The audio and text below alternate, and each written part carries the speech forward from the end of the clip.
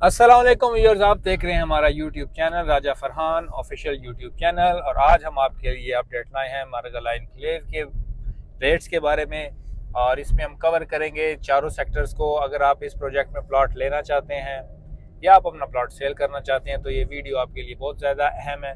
Secondly, अगर आप अपना प्लॉट सेल करना चाहते हैं, परचेज़ करना चाहते हैं तो आप हमारे नंबर पर रब्ता भी कर सकते हैं। अब स्टार्ट करते हैं। हम बिल्कुल एंटर हुए हैं। अभी आपने जैसे देखा गेट से, तो लेफ्ट साइड पे जो हाई राइज अपार्टमेंट्स के प्लॉट्स थे उनके बोर्ड लगे हुए हैं। और ये जो ईंटें आप देख रहे हैं ये मेन हॉल्स के लिए सीवरेज डलेगी इनकी। साथ ही में सिमिलरली जो राइट साइड पे रोड आ रहा है, ये जो रोड होगा ये पूरी रोड से एंट्रेंस का रोड होगा।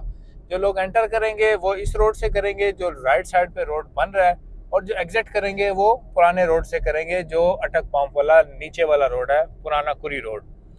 तो ये सिनेरियो है। सिमिलरली अगर आप देखें नॉर्दर्न बाईपास लिंक रोड पे, तो उधर भी गैड़ा वगैरह डल चुका है, कंपैक्टिंग हो रही है और वो भी बिल्कुल रास्ता तकरीबन वहाँ भी थ्रू हो चुका हुआ है। इसके अलावा अभी जो सेकंड राउंड अबाउट आता है, एक तो राउंड अबाउट आता है गेट के पास, सेकंड राउंड अबाउट आता है उसके बाद, उसमें अभी टाइम लगेगा। जब वो सेकंड राउंड अबाउट कट जाएगा तो फिर ये जो हमारी टर्न वाली ये चीज़ है, एक्सेस ये ख़त्म हो जाएगी, नीचे वाला रोड सीधा आएगा। राउंड अबाउट से हम लेफ्ट होके जिना एवेन्यू पे चले जाएंगे। अब आपको बताते चले कि मैं राइट साइड पे जो सेक्टर ME1 है, ME1 में इस टाइम पे देखा जाए जो काम का जो पेस है, फॉर द टाइम बीइंग काम अभी रुका हुआ है डेवलपमेंट का। और जो मेन फोकस है वो फोकस है सारा जो एक्सेस आ रही है पार्क रोड से, उस पर मशीनरी जो ज़्यादा लगी हुई है सेक्टर ME2, ME3 और लेक डिस्ट्रिक्ट। अभी जो टोटल फोकस है मैनेजमेंट का और जो डेवलपमेंट की टीम है उनका सारे का सारा कनाल की कैटेगरी पर है। क्योंकि जब थ्रू होगा रास्ता पार्क रोड वाला, तो जो भी बंदा एंटर होगा सबसे पहले कनाल का सेक्टर आएगा। तो जब वो सेक्टर तैयार होगा तो डेफिनेटली वो समझ लें आप एक फेस ऑफ द प्रोजेक्ट होगा। जैसे कोई बंदा एंट्रेंस पे आएगा उसको तैयार गलियां मिलेंगी, लाइट पोल्स लगे होंगे, इलेक्ट्रिसिटी बक्सेस लगे होंगे, सब कुछ तैयार होगा। तो एक अच्छा फील आएगा, एक अट्रैक्शन होगी क्लाइंट्स के लिए, कस्टमर्स के लिए, क्योंकि इन्होंने अभी थर्ड बैलेट भी देना है। और अगर आप देखा जाए क्वांटिटी ऑफ प्लॉट्स की हम बात करें तो ऑलमोस्ट 6900 प्लॉट्स हैं, रेजिडेंशियल प्लॉट्स। इसमें अक्रॉस ऑल द साइजेज हैं, 5 मरला, 10 मरला, 1 कनाल, सारे साइज मिलाकर इसमें 6900 प्लॉट्स बनते हैं। अगर हम एक ओवरऑल असेसमेंट लें कि फर्स्ट बैलेट और सेकंड बैलेट में जितने प्लॉट आए हैं, तो तकरीबन वो उन प्लॉट्स की जो क्वांटिटी आई है और जो प्लॉट जमा हुए, ऑलमोस्ट 25 to 30% प्लॉट पहले दो बैलेट्स ने कवर किए हैं। अब जो थर्ड बैलेट आने जा रहा है, और थर्ड बैलेट की जो टाइमिंग है वो टाइमिंग बड़ी इंपॉर्टेंट है, स्पेशली उन लोगों के लिए कि जिन लोगों ने ऑलरेडी अपने प्लॉट्स इधर ख़रीदे हुए हैं और जिन्होंने प्योरली इन्वेस्टमेंट पर्पज़ के लिए ख़रीदे हैं, उनके लिए टाइमिंग बहुत ज़्यादा इंपॉर्टेंट है। क्योंकि किसी भी मार्केट में एंट्री और एग्जिट टाइम जो होता है वो आपका मैटर करता है। राइट टाइम पे आपने एंट्री ली हो और राइट टाइम पे आपने एग्जिट लिया हो, तो आपके लिए आगे जो चीज़ें होती हैं वो आसान हो जाती हैं। तो इसमें अब सिनेरियो ये है, जो सेकंड बैलेट है उसमें जो रेट है इस टाइम पे रेट बिल्कुल मार्केट स्टेबल हो चुकी हुई है। अब जो आ रहा है इशू मेन ये आ रहा है कि जिस रेट पे सेलर बेचना चाह रहा है उस रेट पे परचेजर नहीं है, और जिस रेट पे परचेजर लेना चाह रहा है उस रेट पे सेलर नहीं है। हालांकि मार्केट में सेलर भी अवेलेबल है, परचेजर भी अवेलेबल है।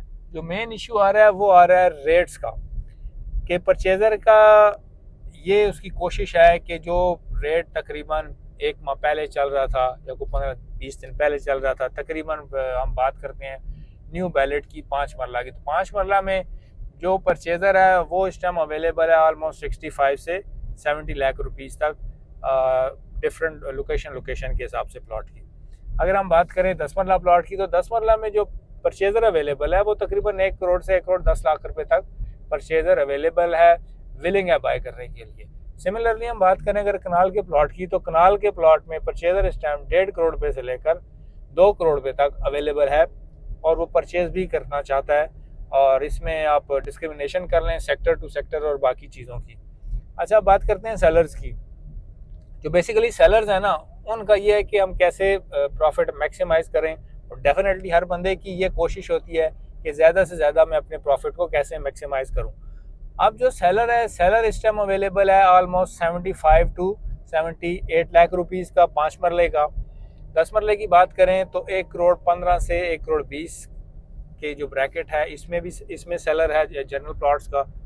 और कनाल की बात करें तो कनाल में 1 करोड़ 60-65 से लेकर 2 करोड़ 30-35 लाख रुपए तक सेलर अवेलेबल है जो कहता है मैं चीज़ दूँ। अब ये जो एक थोड़ा सा डिफरेंस आ रहा है तमाम कैटेगरी में, तकरीबन 15 से 20% का डिफरेंशियल आ रहा है जो सेलिंग और बाइंग का रेट है। ये सेलिंग और बाइंग का रेट का जो डिफरेंस आ रहा है सिर्फ और सिर्फ ये डिफरेंस आ रहा है ये जो पिछले 1-1.5 माह में आर्टिफिशियल मार्केट को पंप किया गया, बूस्ट किया गया, ये उसकी वजह से आ रहा है। अगर जैसे फर्स्ट पैलेट को में जिन लोगों ने काम किया या जिन लोगों के एसेट्स थे उनको पता है कि जो प्राइसेस थी ऑन जो था प्रॉफिट था ग्रेजुअली एक पेस के साथ वो बढ़ रहा था और उसमें ऐसे ऑल ऑफ अ सडन इतने ज़्यादा जंप्स और हाइक्स नहीं आई हैं। तो इस वजह से आखिरी दिन तक भी जब सेकंड बैलेट अनाउंस हुआ था तो परचेज़र अवेलेबल थे। जब सेकंड बैलेट अनाउंस हुआ था उस टाइम पे जो कनाल का प्लॉट था अच्छी लोकेशन का, जैसे अब स्ट्रीट नंबर 8, 9, 10 जिनमें अभी पोजेशन आया सेक्टर ME2 में, वहाँ पे 75 से 80 लाख रुपीज़ में इजीली चीज़ अवेलेबल भी थी और इस रेट पे परचेज़र भी था। और अगर बात करें 10 मरला की तो 10 मरला भी तकरीबन 35 से 40 लाख रुपए में बिक रहा था और जो 5 मरला का प्लॉट था वो 20 से 22-25 लाख में बिक रहा था। तो उसमें ये था वो जेन्युइन मार्केट थी, सेलर जेन्युइन था, परचेजर जेन्युइन था, चीज़ें ट्रांसफ़र हो रही थी। अब इसमें क्या हुआ सेकंड में ये हुआ कि बहुत सारे लोग आउट ऑफ डेस्परेशन उन्होंने कहा कि जी ये जो सेकंड बैलेट है इसमें हम ज़रा पीछे रह गए हैं, तो जिस रेट पे चीज़ मिलती है, जहाँ पे चीज़ मिलती है उसका बयाना करें और चीज़ बिक जाएगी। अब हुआ क्या, लोगों ने 5-5, 7-7, 10-10 चीज़ों के बयाने कर दिए 5-5, 10-10 लाख दे के। और उसके बाद जब मार्केट में परचेज़र अवेलेबल नहीं था उस रेट पर जिस रेट पे वो बेचना चाह रहे थे या जिस रेट पे उन्होंने बाइंग की थी, तो फिर इसका आउटकम ये आया, एक तो जो एंड यूज़र था वो ख्वार हुआ, जो सेलर था, जो डीलर्स थे, इन्वेस्टर्स थे, उन्होंने तो चलें आपस में जो कोई मामला था मैनेज कर लिया। जो सेलर्स थे उनका इशू ये बना कि उनकी ट्रांसफ़र पेंडिंग में चली गई। उनको डेफिनेटली अब एक ले मैन है, अगर आप उसको बयाना दे देते हैं, एग्रीमेंट कर लेते हैं तो उसके बड़े कंसर्न्स होते हैं, तो फिर चाहते ना चाहते उनको टाइम देना पड़ा। तो कोशिश ये किया करें जब भी आप अपनी चीज़ बेचते हैं तो एक तो ऑथेंटिक बंदे को दिया करें और 1 से 2 बंदों को दिया करें। ज़्यादा बंदों को देने से आपकी चीज़ ख़राब हो जाती है। और हमेशा किसी भी काम के लिए कहते हैं ना, हर फ़न के कुछ लोग होते हैं, तो इस फ़न के भी कुछ लोग हैं जैसे हम अल्हम्दुलिल्लाह। तो आप हमसे रब्ता करके अपनी चीज़ को अगर सेल करना चाहते हैं तो हमें बताएं, या परचेज़ करना चाहते हैं तो हम आपको फेयर असेसमेंट बताएंगे कि इस रेट पे आपकी चीज़ बिकती है, कि आपकी डिमांड ज़्यादा है या कम है। उसके अकॉर्डिंगली आप अपनी जो डिमांड होगी सेलिंग प्राइस की उसको एडजस्ट कर सकते हैं। और सेकेंडली अब जैसे डेवलपमेंट का काम देख लें, ME3 में भी तकरीबन फुल फ्लैज स्टार्ट हो चुका हुआ है।